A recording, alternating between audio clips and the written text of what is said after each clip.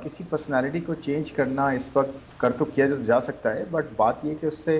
Impact لانا مشکل ہے، چیلنجنگ صورتحال ہے اس وقت، کیونکہ آپ کے پاس ریزروز ویسے نہیں ہیں جو کہ 2013 اور اس کے بعد جنریٹ ہوئے تھے 2018 تک۔ جی سبسکرائب کریں اور بیل دبائیں تاکہ کوئی خبر رہ نہ جائے۔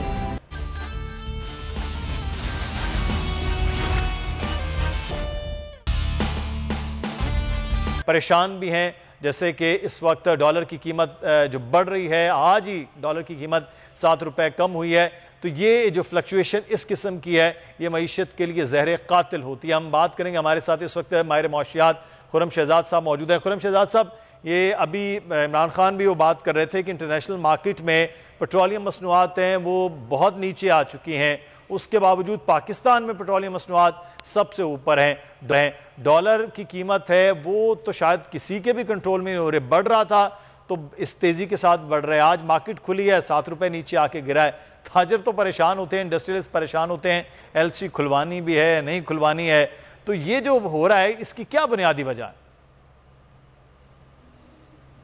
جی دیکھیں، جہاں تک اس چیز کا تعلق ہے کہ جو ہے انٹرنیشنل مارکیٹ میں پرائسز نیچے آ رہی ہیں، تو وہ بالکل نیچے آ رہی ہیں، اور اس کی وجہ سے پاکستان کو جو ہے وہ ڈالرز امپورٹ کے لیے کم ضرورت پڑے گی آنے والے دنوں میں، اور ساتھ ساتھ ہمارے یہاں پرائسز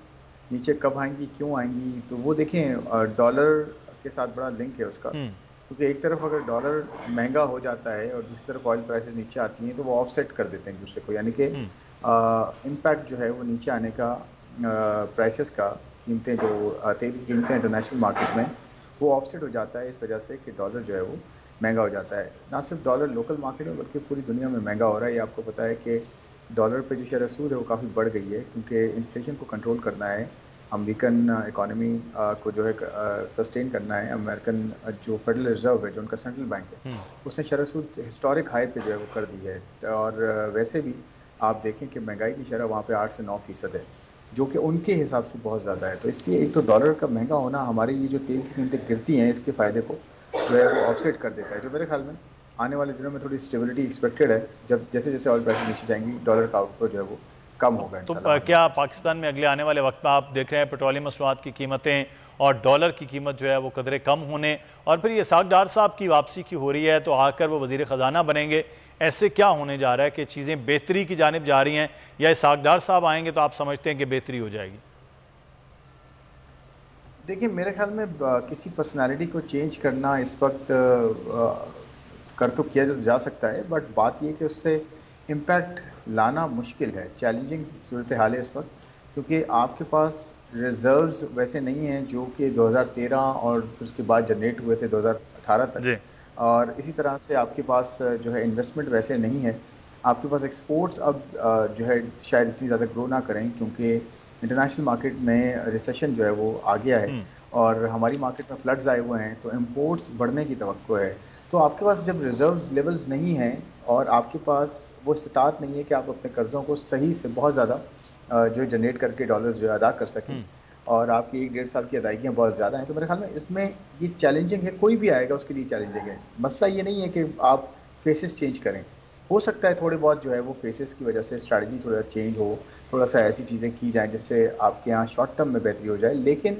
جو لانگ ٹرم بہتری ہے نا وہ ریفارمز میں ہے، وہ گورننس کے ریفارمز میں ہے، وہ فسکل ریفارمز میں ہے، وہ انرجی کے ریفارمز میں ہے۔ یہ ہم نے کیے ہی نہیں ہے پچھلے 30-35 سالوں سے، تو آپ کے یہاں وہ رزلٹس ایک دم سے نظر آتا ہے کہ انٹرنیشنل مارکیٹ میں جب بھی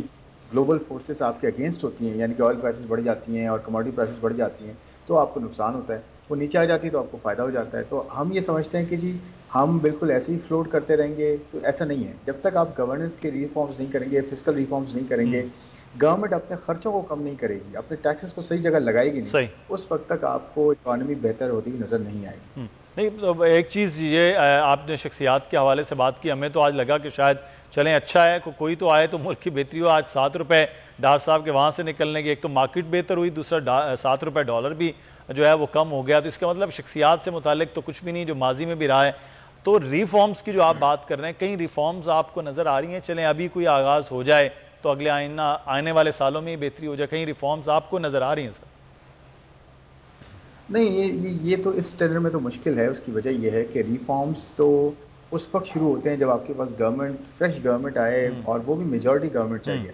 تاکہ جو ڈیسیجنز ہیں وہ لیے جا سکے ٹائم پہ. کولیشن گورنمنٹ میں کبھی بھی ریفارمز ممکن نہیں ہوتے کیونکہ سب کے ایجنڈاز ڈفرینٹ ہے. ایک طرف ایک پارٹی کہتی ہے کہ جی پرائیویٹائزیشن نہ ہو, دوسری طرف کہتی ہے پرائیویٹائزیشن ہو, تیسری طرف کہتی ہے ٹیکسز تو زیادہ نہ لگایا جائے, چوتھی کہتی ہے جی ٹیکسز امپروو کریں. تو یہ جب ایجنڈاز آپس میں نہیں ملتے تو کولیشن گورنمنٹ بن تو جاتی ہے گورنمنٹ کے نام پہ, لیکن وہ امپلیمنٹ نہیں کر سکتی, وہ ہارڈ ڈیسیجنز شاید ویسے نہیں لے سکتی جو کہ کسی کو اگر لینے پڑیں تو اس کا پولیٹیکل کیپٹل جاتا ہے. اگر پی ایم ایل این ابھی گورنمنٹ میں ہے, پی ڈی ایم کی گورنمنٹ ہے, پی ایم ایل این اس کو لیڈ کر رہی ہے, تو ان کا پولیٹیکل کیپٹل دیکھیں ہارڈ ڈیسیجنز کی وجہ سے کتنا زیادہ جو ہے اس وقت کنزیوم ہوا ہے پولیٹیکل کیپٹل. تو اسی طرح سے میرے خیال میں یہ 6-8 مہینے جتنا بھی ہے وقت, لیکن خرم صاحب ٹیکسز تو بہت زیادہ لگا لیے ہے گورنمنٹ نے, اور خاص طور پر ہم نے بجلی, گیس, پیٹرولیم مصنوعات کی قیمتوں پہ ہم نے دیکھا بھی ہے کہ وہ چیزیں لگ گئیں. لیکن بہرحال جو آپ کی بات ہے وہ ہے کہ ایک فریش گورنمنٹ ہو جس کے پاس ہیوی مینڈیٹ ہو, وہی ریفارمز کی بات کرے. ریفارمز کا تو ہم نے نتیجہ پچھلے 30-35 سال میں دیکھا ہی نہیں, کہیں نظر بھی آیا. بہت شکریہ خرم شہزاد صاحب, ہمارے ساتھ اکانومسٹ موجود. اور معاملہ یہ ہے کہ اس وقت جو ملکی معیشت کی صورتحال ہے اس سے نکلنا سب سے ضروری ہے, لیکن اس دور حکومت میں جو حالت غریب آدمی کی ہوئی ہے وہ شاید ماضی میں بھی اس کی نظیر نہیں ملتی. مدثر اقبال کو اجازت دیجیے, اپنا خیال رکھیے گا, اللہ حافظ.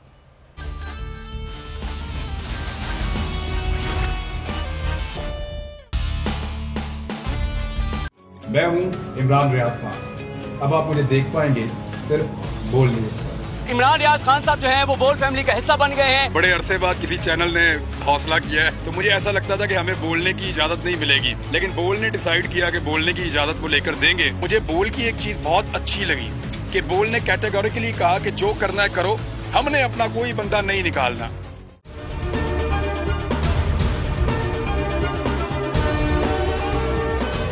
سب سے زیادہ ویوز, سب سے زیادہ ریلز اور سب سے زیادہ ریٹنگ کے ساتھ بول اب بھی نمبر 1 پوزیشن پر برقرار. سبسکرائب کریں اور بیل دبائیں تاکہ کوئی خبر رہ نہ جائے.